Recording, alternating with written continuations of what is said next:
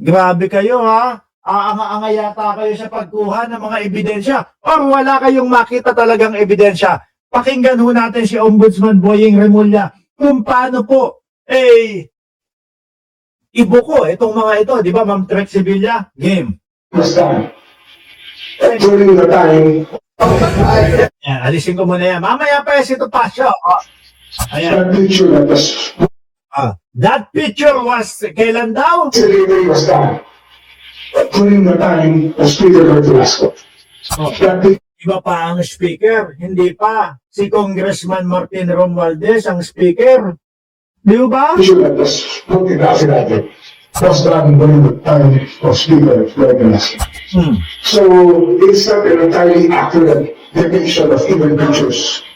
Kaya naman po sabi sa inyo mga kababayan, mahirap po na basta-basta na lang paniwalaan itong 18 marites mga bossing. No?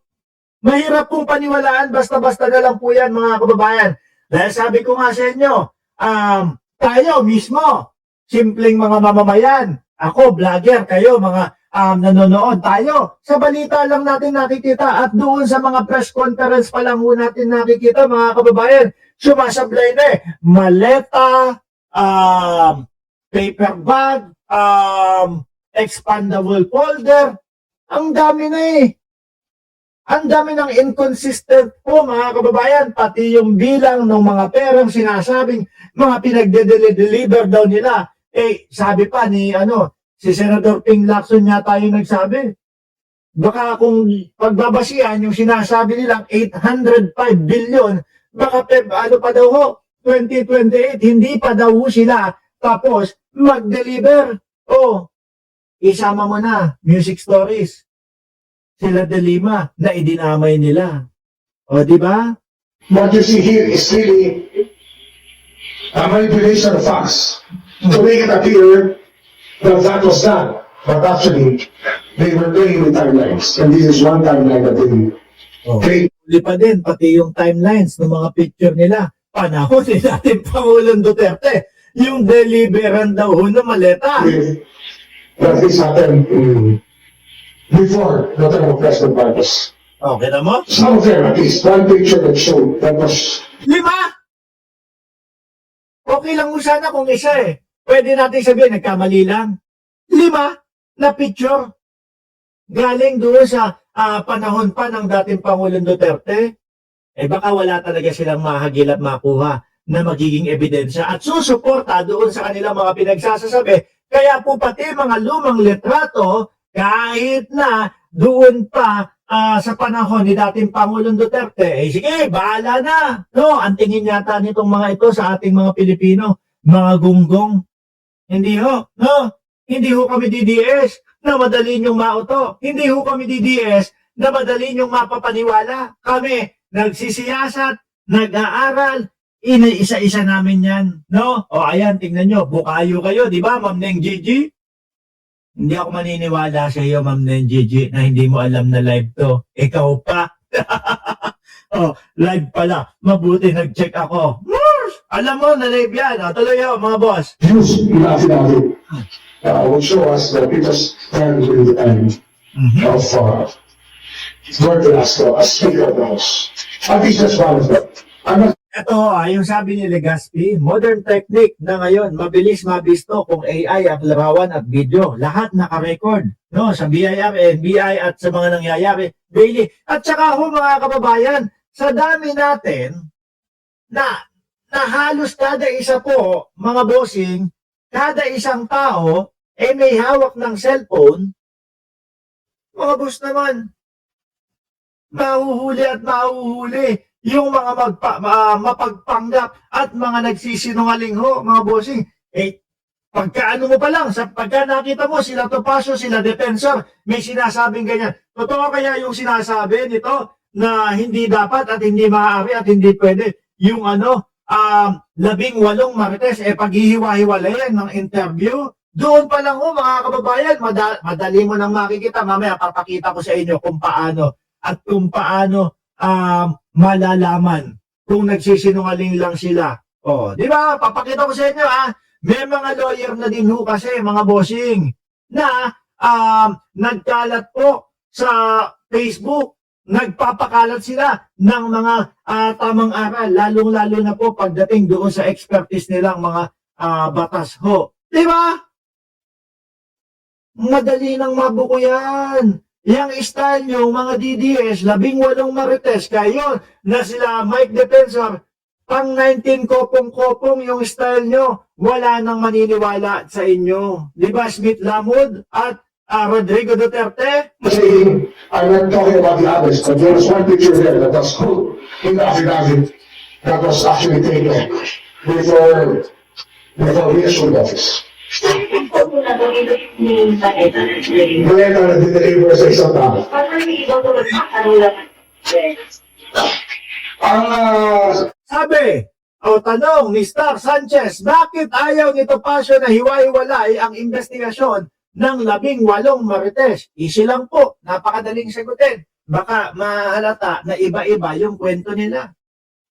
Dinuhin mo, kung makikita na nga lang ho natin, mga kababayan, ang style nila kapag ka yung mga interview at kapag ka ho yung mga pag-interview, pag yung mga press conference nila, mga bossing, isa lang nagsasalita. Kung hindi si Baligod, si Mike Defensor ang nagsasalita. Tapos yung 18 marites, tahimik lang ho. Siguro, ganun yung naipangako. No? Sige, basta, ganito, kami bahala sa iyo, no? Sino yung may mga kaso dito?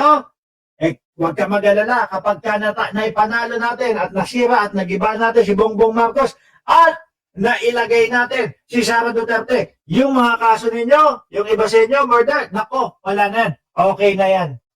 Baka ganun. Ang gagawin nyo lang, uupo lang kayo sa likod namin. Tapos, si Baligod ang magsasalita. Yan po ho mga bossing partida. Isang tao pa lang ho yan. Si Baligod pa lang yan. Kung makikita at matatandaan nyo, yung kanyang mga pinagsasasabi, 5 pa lang, kontra-kontra na. Ano pa kaya yung 18? Paghihiwa-hiwalayin. Mamaya, paabot tayo dyan sa talakayan na yan. report sa akin, pero yun naman. Pero yung memo niya, it was delivered during that time.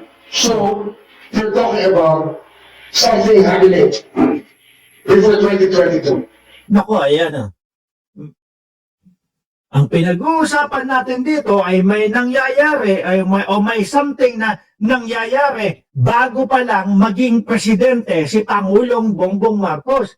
Baka sa inyo yan!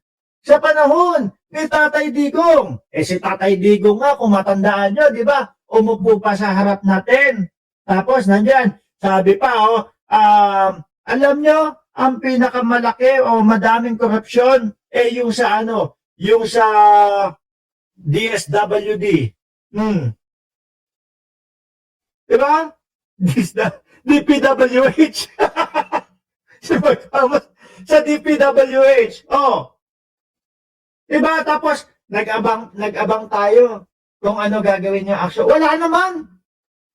Ang layo. Nakita nyo dito kay Pangulong Bongbong Marcos, Kenji Ramos, nakikita nyo, di ba? Kay Pangulong Bongbong Marcos, nakita lang, umulan, bumagyo, bumaha. Talagang bumaha po sa Kamaynilaan at sa Pilipinas.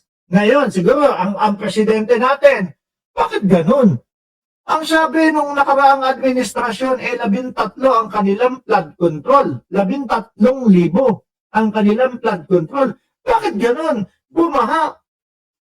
Walang nakitang flood control. O di po ba? Pinaimbestigahan. Inalam kung sino yung mga top 15 na mga kontraktor na nakakatanggap, nakaka-receive ng mga mga proyekto at nag-ugat-ugat na at naggala-galamay na ho hanggang sa umabot sa mga pangalan na senador. Dito kay Pangulong Bongbong, nag-ICI pa. Yun nga lang, mukhang yung ICI, hindi na yata tutuloy. Kinapos, no? Bandera, para sa akin, banderang kapos. Pero ang Pangulo, kumikilos, gumagawa. Hindi kagaya nung dating Pangulo, walang aksyon mga boss. No? Puro lang po sabi, malala ang korupsyon doon sa DPWH. May nakita ba tayong ginawa? No? Wala naman ho yata.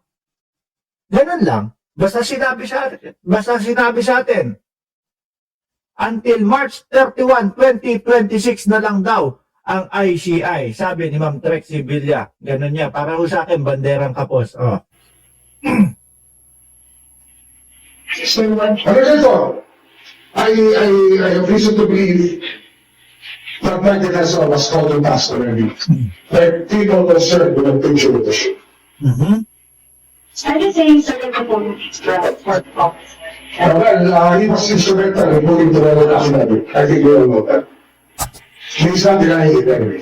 O, biruin nyo. Sige nga ho. Paano natin sasabihin na, sige, maniniwala na kami dyan sa 18 Marites. Di ba, Ma'am Elvira at Joel at Alonely TV?